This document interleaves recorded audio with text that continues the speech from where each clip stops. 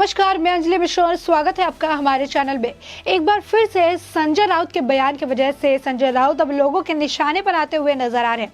आपको बता दें कि संजय राउत ने अभी हाल फिलहाल में एक बयान दिया जिसमें उन्होंने कहा है कि किसान आंदोलन के दौरान 700 किसानों की मौत हो गई, किसी ने आत्महत्या कर ली तो किसी को गाड़ी से कुचल दिया गया। तो ऐसे में इन सभी किसानों को पीएम फंड से जो है मुआवजा मिलना चाहिए, क्योंकि पीएम फंड में जो है पीएम केयर फंड जो है उसमें बेहिसाब पैसे हैं।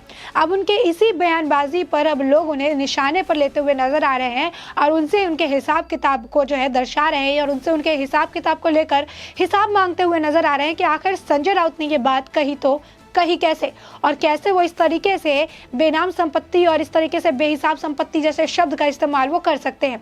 तो ऐसे में आपको बता दें कि संजय राउत ने ये बात कही मीडिया के सामने। उन्होंने कहा कि 700 इस तरीके से जो किसान हैं वो इतने दिनों से आंदोलन कर रहे थे। आंदोलन करने के बाद जो है अभी पूरे 1 साल 26 नवंबर को होने वाले थे, उससे पहले ही नरेंद्र मोदी जो है देश के प्रधानमंत्री, उन्होंने माफ़ी मांगते हुए उसको वापस ले लिया।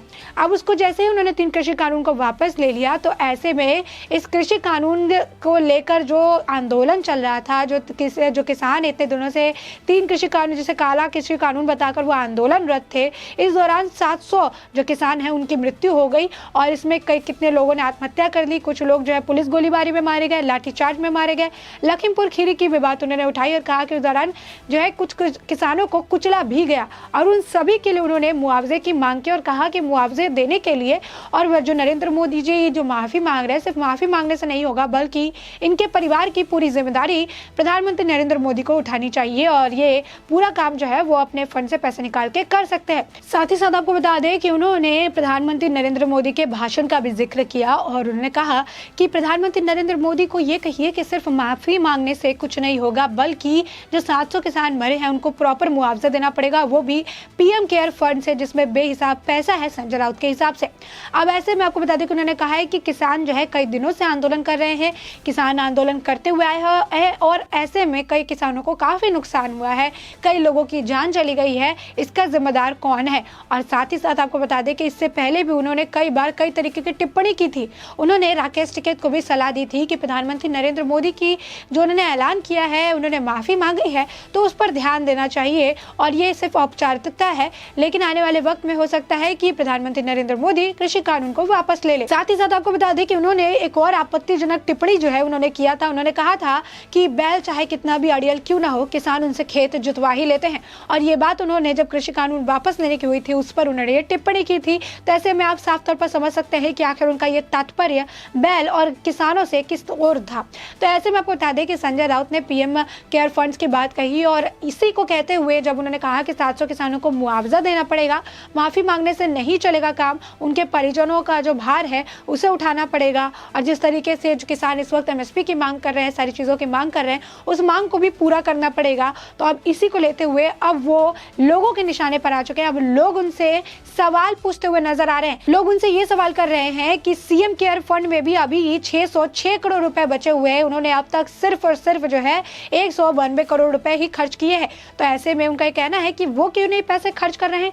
एसटी जो कर्मचारी है, जो एम्प्लॉय है, वो महाराष्ट्र में आंदोलन कर रहे हैं अपने पैसे को बढ़ाने के लिए, वेतन को बढ़ाने के लिए। वो जो है अपने हक की लड़ाई कर रहे हैं क्योंकि जो सैलरी है सिर्फ 5,000 रुपये, महज 5,000 रुपये की सैलरी को बढ़ाने के लिए। लेकिन इसमें संजय राउत कुछ कहते हुए नहीं नजर आ रहे हैं, जबकि उनके पास सीएम केयर फंड में 606 करोड़ रुपए बचे हुए हैं। तो अब लोग उनसे ये सवाल करते हुए नजर आ रहे हैं कि आखिर ये 606 करोड़ जो है वो उनके पैसे नहीं है, बल्कि वो जनता के पैसे हैं और वो जनता के लिए इस्तेमाल होने चाहिए, जनता की जरूरतों को पूरा करने के लिए इस्तेमाल किया जाना चाहिए। ये किसी के पुरखों के रखे हुए पैसे नहीं है, किसी के जो पिता है उनके ये पैसे छोड़कर नहीं गए थे, ये जनता से लिए हुए पैसे हैं और ये जनता के काम में लगना चाहिए। और ऐसे में जो संजय राउत नरेंद्र मोदी को नसीहत दे रहे हैं, जो संजय राउत देश के प्रधानमंत्री को बता रहे हैं कि उनके जो केयर फंड है वहां से बेहिसाब पैसे में से निकालकर मुआवजा देना चाहिए, उनके परिवार की देखरेख करना चाहिए, उनके बदभार को संभालना चाहिए, सारी चीज़ों को देखना चाहिए, वही संजय राउत आज उनके वक्त में महाराष्ट्र में जब एसटी एम्प्लॉयज जो है धरने पर बैठे हैं, हड़ताल कर रहे हैं, तो इसमें भी वो अपना नुकसान देख रहे हैं, लेकिन उनके वेतन बढ़ाने की बात कहते हुए नजर नहीं नहीं आ रहा है। महज 5,000 वेतन जो है उनको मिलता है, महज 5,000 रुपये महीने उनको मिलता है, जिसमें उन्हें अपने गुजारा करना पड़ता है। और इसके बावजूद संजय राउत कहते हैं कि वेतन हम नहीं बढ़ाएंगे, इसके अलावा जो भी मांगो उस पर हम चर्चा करने के लिए तैयार है।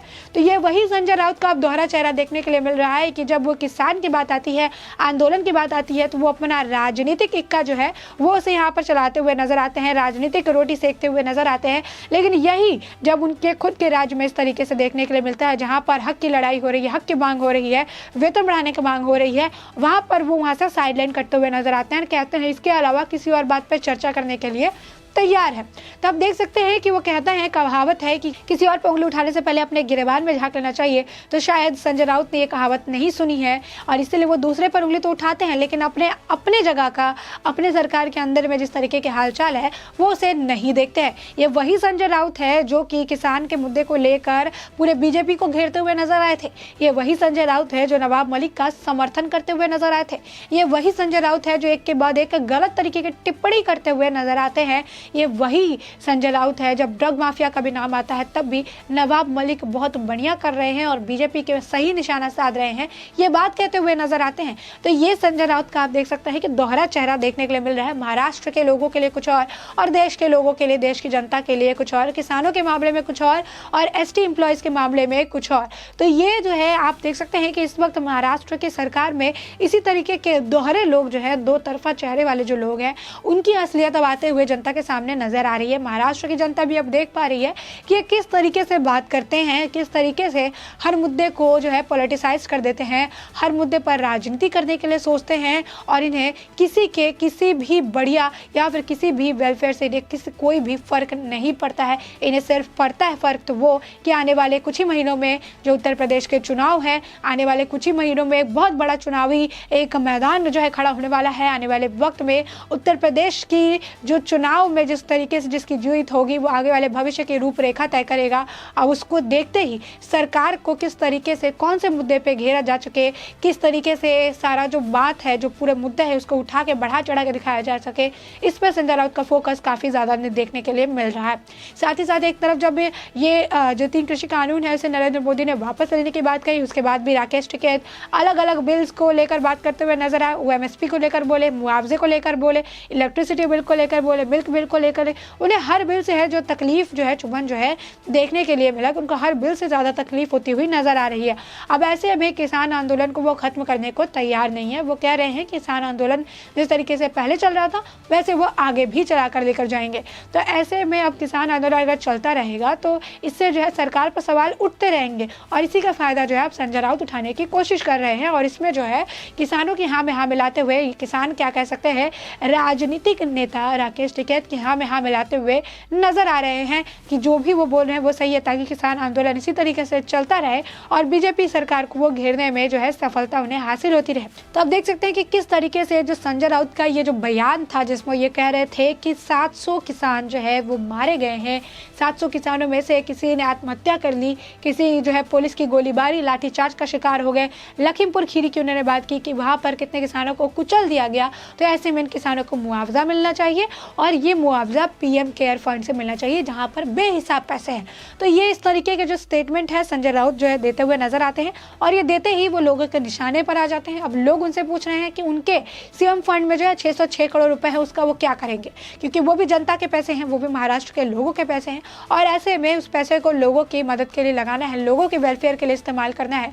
लेकिन वो लोगों के वेलफेयर के लिए इस्तेमाल नहीं करे, उन्होंने बचा के रखा है। तो आखिर इस बेहिसाब पैसे का वो क्या करने वाले हैं? जहाँ पे ST एम्प्लॉयज उनसे कह रहे हैं वेतन बढ़ाने के लिए, वो वेतन भी नहीं बढ़ा रहे हैं, तो आखिर में इतने पैसे का वो क्या करेंगे यहाँ पर PM? क्योंकि एक के बाद एक उनके सरकार के तो लोग घोटाला करते हुए नजर आ रहे हैं। किसी का 100 करोड़ का घोटाला, किसी का 70 करोड़ का घोटाला, किसी का 18 करोड़ का घोटाला। इस तरीके से महाराष्ट्र सरकार में अलग अलग जो पार्टियां हैं, जो गठबंधन की सरकार है, एक के बाद एक नाम शामिल है जो घोटाले करते हुए नजर आ रहे हैं। अब CM केयर में भी इस तरीके से इतने पैसे पड़े हुए हैं, तो आखिर जब जनता के लिए इस्तेमाल नहीं करेंगे तो किस चीज़ के लिए इस्तेमाल करेंगे? और आखिर ये जो CM केयर फंड में जो पैसा है आखिर उसका क्या किया जाएगा? और ये सवाल इस वक्त जनता उनसे पूछ रही है। तो आखिर में देखना काफ़ी दिलचस्प होगा कि इस सवालों का जवाब क्या संजय राउत देते हैं, इसको लेकर क्या वो बयानबाजी करते हैं या फिर इस बात से, इस सवाल से वो हमेशा की तरह बचते और कटते हुए नजर आते हैं। साथ ही साथ आपने ये पूरा मुद्दा जाना, आपके इस पूरे मुद्दे पर जो भी राय हो हमें कमेंट सेक्शन में कमेंट करके ज़रूर बताएं।